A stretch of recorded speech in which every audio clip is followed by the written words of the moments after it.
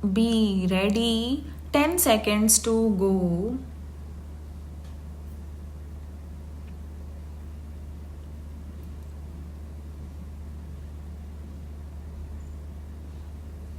Start. Sir, I am thankful to the Honorable Minister and the UPA government for not bringing forward the bill in the form in which it was envisaged, formulated, and introduced in 2000, making a provision of bringing down the government's stake in banks to 33%.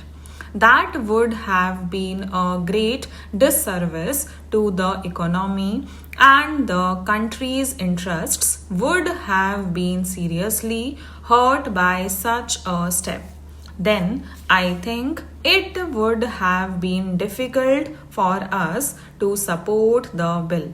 Sir, I am thankful that such a retrograde provision has been dropped. Secondly, sir, notwithstanding the basic framework of the public sector status, the bill aims at increasing the number of shareholder directors in the bank so as to provide for a more equitable representation on the board of directors. While welcoming this move, let me express some of my apprehensions, which, though are not related to this bill entirely, but have some bearing on the changing provision of the non government directors in the bank's boards. The present position allows for representation of non-government shareholder director on the basis of the shareholding pattern, and in this process a director from the corporate sector may well find a place in the board of a bank. My question is, if in this process one such non-government director who is at the same time a defaulting borrower or an non-performing assets generator find a place in the same bank's board just by virtue of his shareholding, will it not be a case of conflict of interests, and how do you propose to address it?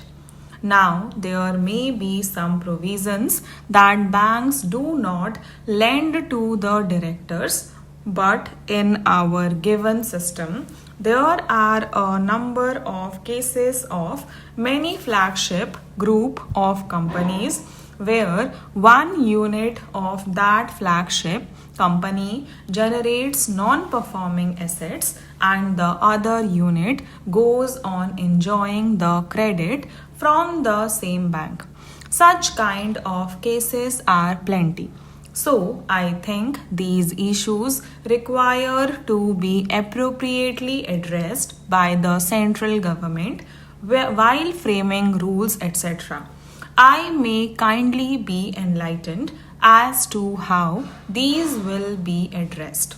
Thirdly, sir, I think the government must also take a serious view about this kind of possibility and stop further divestment in government shares in the banks and frame appropriate rules to prevent such situations of conflict of interests.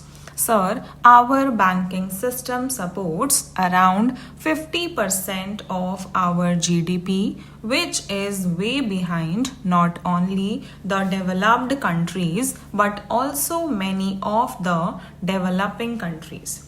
This kind of situation warrants wide expansion of the banking system and banking network to a vast section of our population who are mostly the victims of unscrupulous money lending system. This requires that the banking system and the network must invade the remotest rural segment of this country to replace this unscrupulous money lending system. This needs a reorientation of the policy relating to the interest rates applicable to different segments of the economy, different stakeholders in the economy, like large scale sectors, small scale and tiny sectors, agriculture, and other rural occupations. I do not know exactly how does it sound technically viable, particularly when various stalwarts are sitting before me. I am not confident about it, but I am just expressing myself. I do not know what are the technical difficulties in operating this kind of a differential interest rate regime.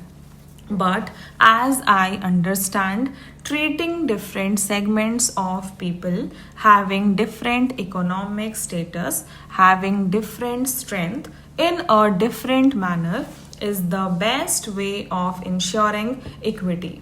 I think that is also the role of the government when they talk about common man oriented growth. So, how these two things will fit in together to have equity in these areas and access to the financial sources? I think it should be seriously considered. In the case of large scale manufacturing service sector, the interest burden can be passed on to the product. But in small scale and tiny sector as well as in the agricultural occupation, they do not have that much elbow room between their cost and the ruling market price in an extremely competitive scenario. In this house itself, just before this debate began, the Honorable Agriculture Minister has also admitted that even in the rural economy, the peasants do not take loan for funding their capital expenditure, putting up pumps and other irrigations, etc. They take loan for certain non-agricultural purposes like wedding of their children or to meet some medical emergency. In such a scenario, passing the interest burden cannot be passed on to the product because in that case their products become uncompetitive.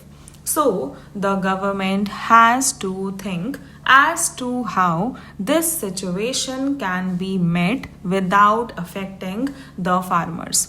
It is the need of the hour and requires urgent attention of the government and the Honorable Minister.